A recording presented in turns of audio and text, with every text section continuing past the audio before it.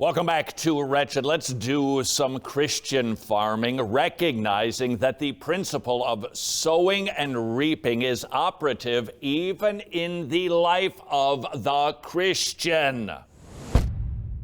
Salvation doesn't prevent people who drink and smoke and harm their bodies from getting sick or getting cancer.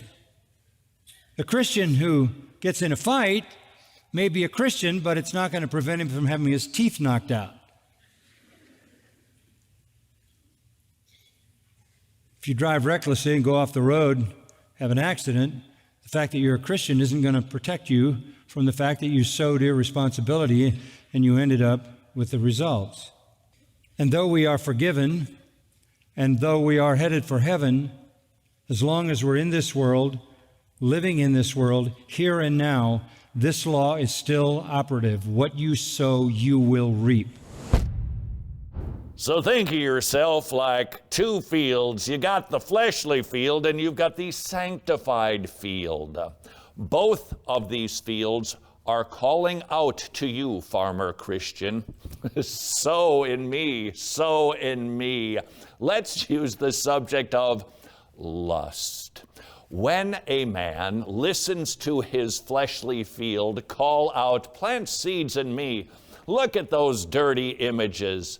Keep pondering and rewriting those fantasies. Don't control your eyes. Just look at anything you want to. Sowing, sowing, sowing. And now here's the scary part about the principle of reaping, Bible style. That harvest that you have been sowing is going to grow up, and farmer, it's going to get out of your control. You might think you're going to be able to handle the harvest if there's one at all. After all, boys will be boys, another fleshly lie.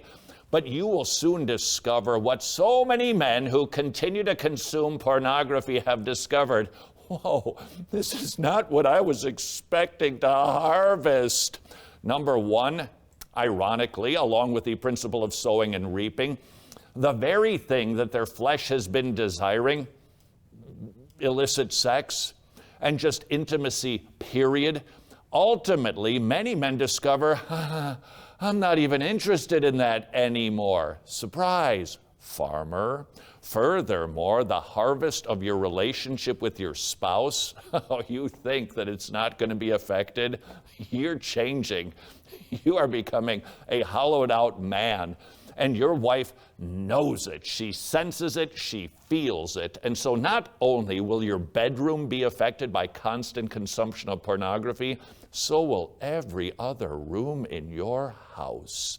Your kids are going to know that daddy ain't what he's supposed to be because you think that you're playing the role rightly. You're not. Because pornography, it robs you of a sense of godliness. You're filled with shame and guilt. Your life is filled with lies. You're constantly thinking about who might see what or discover where I've been. And you are not the daddy that you should be.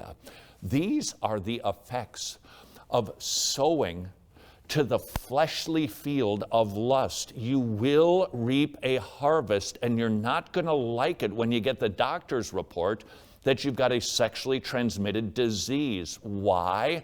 Because farmer, you can't control what you have been planting. It will grow and it will grow and it will grow and it will become more dense and taller and thicker and it will overtake you.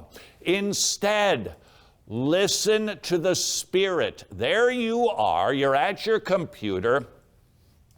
The fleshly field, it's just a click away. But there's just a little something that's saying, maybe I shouldn't do this. Listen to that. That would be the Spirit convicting you. Don't do that. Instead of doing a fleshly deed, do something spiritual. Yeah. Instead of looking at images on the computer screen, why don't you just listen to a sermon? Oh, well, I don't know that I got to do that. Maybe I just won't sow to the flesh. You might not now, but you will soon enough. Why? because your fleshly field, it just keeps calling and calling, and eventually you're going to listen to its siren song, and you're going to start sowing and sowing and sowing.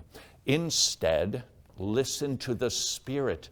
If God is convicting you of lust in your life, listen. But don't just think that you're going to get away with not planting to the flesh. You've got to plant to the Spirit, which means you need to start exercising and practicing the means of growth, the spiritual disciplines that will create a harvest that right now you can't even imagine. Deny your flesh instead of lusting. Look at your wife and desire her instead of what you think is the ideal on a computer screen. Instead of filling your thoughts with sinful, fleshly deeds, do things that are godly, and you will be planting to the Spirit, and you're going to notice, well, this is the craziest thing. I didn't used to desire my wife. Now I do. That woman used to make me bonkers. Now I find myself loving her more and more. My kids, they're starting to respect me. Wow, I'm not walking around with this sense of foreboding like, when is this black cloud going to open up and douse me? When you plant to the Spirit, you will reap a spiritual harvest. And one day when you face your Lord, and He says to you, well done, good and faithful servant, and you will enjoy eternal rewards forever, you will be so grateful that you stopped sowing to the flesh and you started sowing to the Spirit. Hey, I'm Todd. I'm going to be your Uber driver. What's your destination? 2054 Kemple Lane. No.